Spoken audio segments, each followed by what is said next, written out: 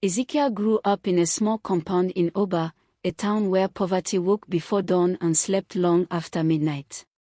His widowed mother sold vegetables at the market, and though she worked tirelessly, most nights ended with empty plates and quiet tears.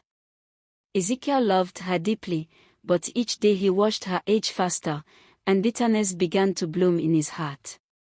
He wanted more than the life Oba offered, more than the suffering carved into his mother's palms. At 17, he began to follow older boys around, watching how they dressed, how they spent money freely, how they swaggered through the streets like kings. He asked them what they did, but they only laughed and tapped his shoulder. "When you're ready to leave this poverty behind, come to us." Those words stayed with him like a seed waiting for rain. The boys eventually introduced themselves as Osi, Tall K, and Fanboy Emma, the most feared and envied scammers in Oba. They showed Ezekiel their one-room apartment, a room glowing with ring lights, laptops, burner phones, and foreign flags pinned on the wall to help them practice accents. Ezekiel's eyes widened. He felt as though he had stepped into a hidden world. He was blown away by what the guys had in their apartment. He said to himself in his mind, "Aren't we all in the same age group? Why are they living better than I am?" They explained their work, romance scams, fake investment schemes, and stolen credit card operations. Osi demonstrated how he talked to a lonely American widow, calling her a sweetheart and promising her a future he would never leave. Money flowed in, sometimes millions, and Ezekiel felt his heart beating faster. This was power. This was an escape. And he wanted in. Before he joined them, they tested his voice, his patience, and his ability to lie without trembling. Ezekiel passed each test with surprising ease. Within a week, they taught him how to build fake profiles using stolen photos and AI-generated voices.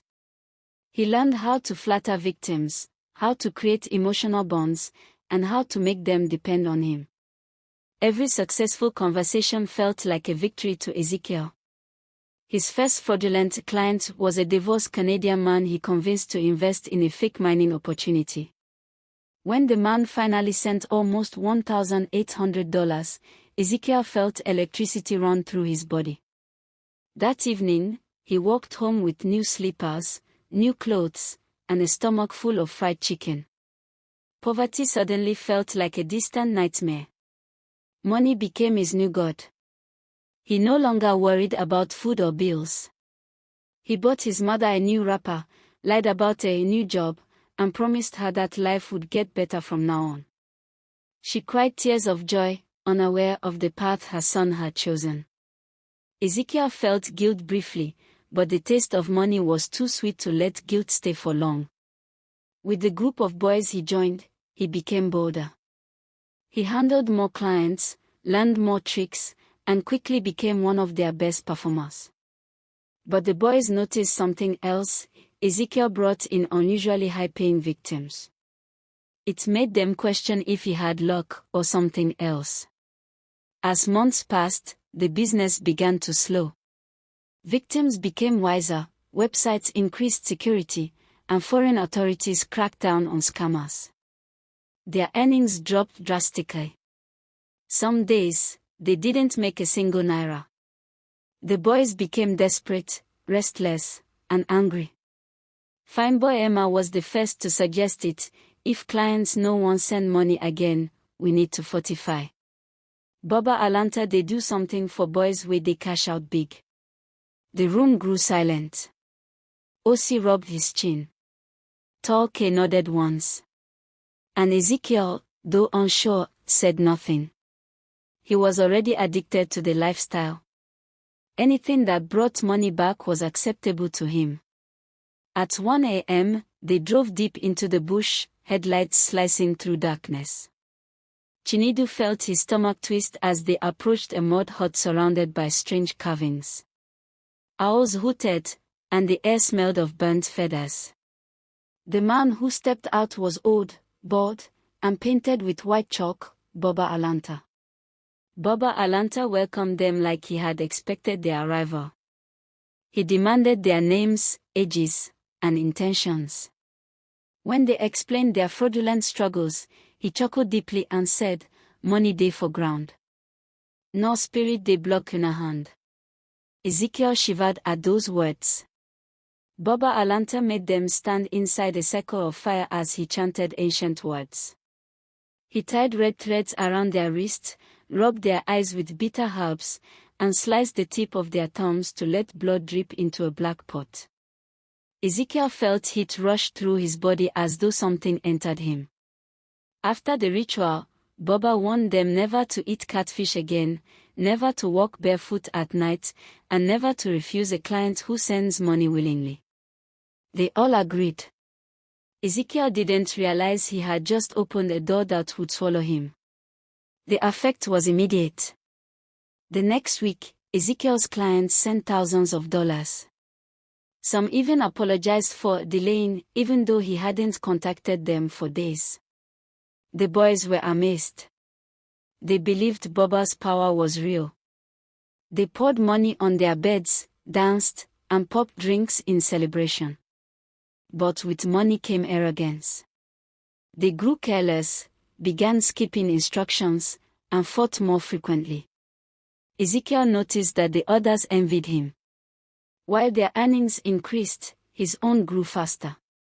They started whispering behind his back, their jokes becoming sharp and pointed. Tolkien accused Ezekiel of stealing his client list. Fineboy Emma claimed Chinedu was trying to outshine them. Osi, their leader, quietly watched everything, becoming colder each day. The warmth that once existed among them faded into bitterness. Ezekiel, feeling suffocated by the tension, considered leaving the group. But he feared starting alone. He knew too much. They knew too much. The bond had become a curse. One night, after a heated argument where Fineboy Emma threw a bottle at him, Ezekiel packed his clothes and left. He moved out of Oba entirely, heading to Coal City, where he knew nobody. He wanted a fresh start, hoping he could make money quietly without the toxic environment. As the bus drove away, he felt a strange relief and a strange fear. Starting over in a world like his was never simple. Coal City was loud, fast-paced, and full of young men chasing quick money. Ezekiel found a cheap lodge and began searching for new contacts. He spent days in cyber cafes, nights observing boys who looked like hustlers. Eventually, he met 3 men whose confidence caught his attention. They called themselves the Black Circle, Benson, Dollar Boy, and Tolman Marks. They looked successful, well-dressed, and strangely calm.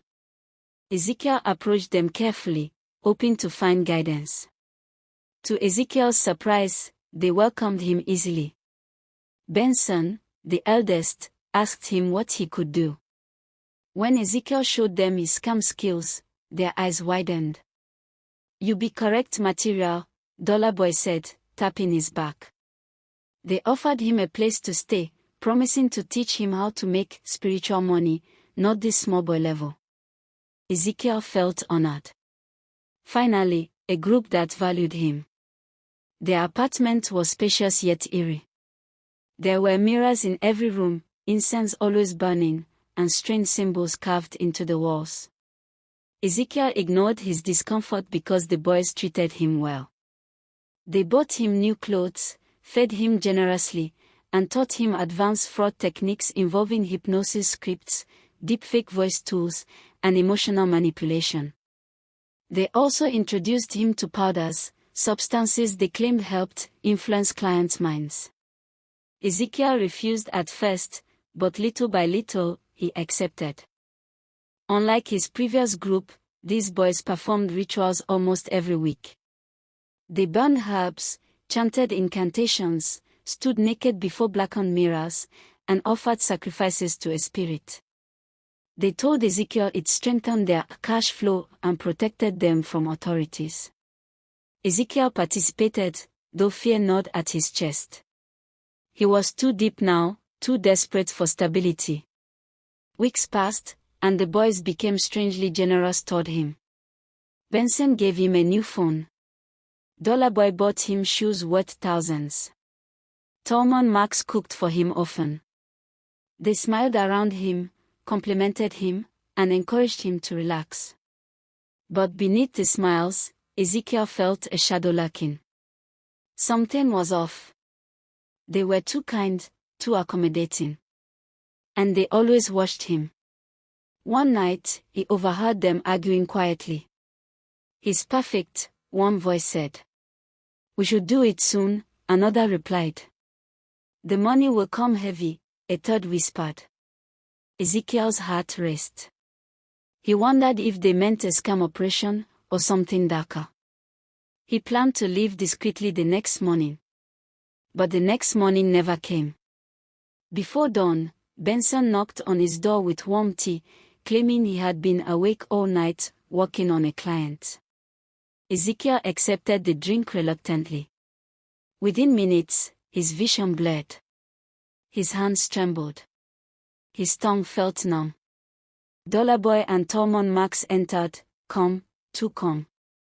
Ezekiel collapsed as Benson whispered, "Don't struggle. It will be quick."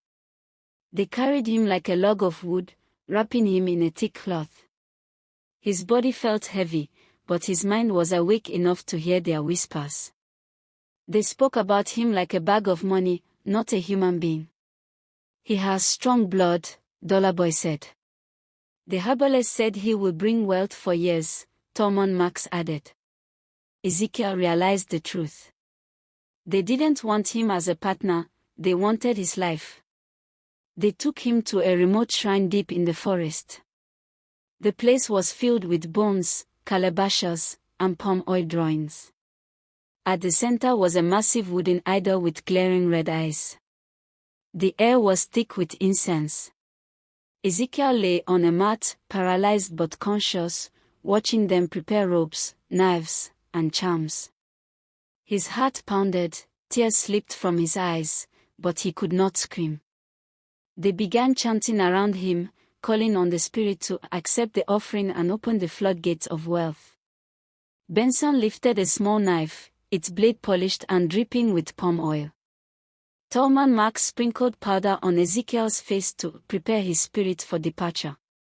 Ezekiel felt a cold shadow hovering above him. He knew death had arrived. Meanwhile, far away in Oba, Ezekiel's elder brother Chris felt uneasy. It wasn't a normal worry, it was spiritual. Their late father had always told Chris he had the gift of sensing danger. That evening, Chris felt a sharp pain in his chest and knew instantly that Ezekiel was in trouble.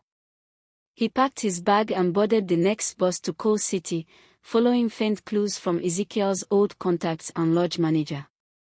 Chris walked through cyber cafes, questioned area boys, and begged strangers for information. Most had seen Ezekiel before, but no one knew where he had gone recently. Finally, he met a phone repairer who recognized the three men Ezekiel had been hanging with. "They are not good boys," the repairman warned. "They do things in the dark." The repairman guided Chris to a tricycle driver who had once taken Benson and his boys to a remote forest. The driver agreed to take Chris there. As they approached, Chris felt a cold wind brush his neck. He knew they were close. He prayed quietly, begging God, his ancestors, and even their father's spirit to help him find Ezekiel alive. The shrine's glow was faint but visible from a distance. Chris rushed toward it, ignoring the driver's fearful warnings. Inside, he heard chanting, deep, rhythmic, and terrifying. His heart hammered in his chest. He burst into the shrine just as Benson raised the knife. "Stop!" Chris shouted, grabbing a burning log nearby and swinging it at them like a madman. The ritualists scattered, startled by his sudden arrival. Tolman Max tried to block him, but Chris struck him with the log. Benson dropped the knife and ran. Dollar Boy fled into the bushes. Their confidence melted into fear. Rituals were strong, but the desperation of a brother was stronger. Chris untied Ezekiel, shaking and crying as he lifted his unconscious brother onto his shoulder. The forest seemed longer on the way out. Chris stumbled, fell, stood again, and continued carrying Ezekiel. The tricycle driver screamed when he saw them, but helped load the faint body into the tricycle. They sped back toward the main road, praying no one followed them. Ezekiel's eyes fluttered weakly, but he remained silent, his breathing shallow. At the hospital, doctors rushed him into emergency care. They discovered traces of powerful drugs in his blood, enough to kill an ordinary man. He was hooked to drips, monitored, and treated for severe poisoning. For 2 days, he remained unconscious. Chris refused to leave his side, sleeping on the cold hospital floor. When Ezekiel finally opened his eyes, his brother cried like a child. After his physical condition stabilized, Chris took him to a spiritual healer known as Mama Joy. She performed cleansing baths, burned protective herbs, and prayed for hours, calling his spirit back from the shadows. Ezekiel felt weak, but each day brought little improvements. Mama Joy warned him, "You walk too close to the world of spirits. They almost claimed you. You are very lucky. You got a strong spirit," she said. Weeks later, Ezekiel could finally walk again. His mind was clearer. He regretted everything, the scams, the arrogance, the rituals, and the blindness that pushed him into the den of killers. He apologized to his mother, who wept and thanked God for sparing him. Chris encouraged him gently, reminding him that life always gives second chances, but never third. Ezekiel chose a new path entirely. He cut ties with everyone from his past, deleted every fraudulent contact, and focused on healing. He joined a local youth group that supported entrepreneurship and began learning genuine business skills. He often sat under the mango tree near his house, thinking of how close he came to dying. And he whispered the same sentence every day. Wealth that comes through shadows will always drag you into darkness. He had survived, and he would never forget the lesson. Like and subscribe.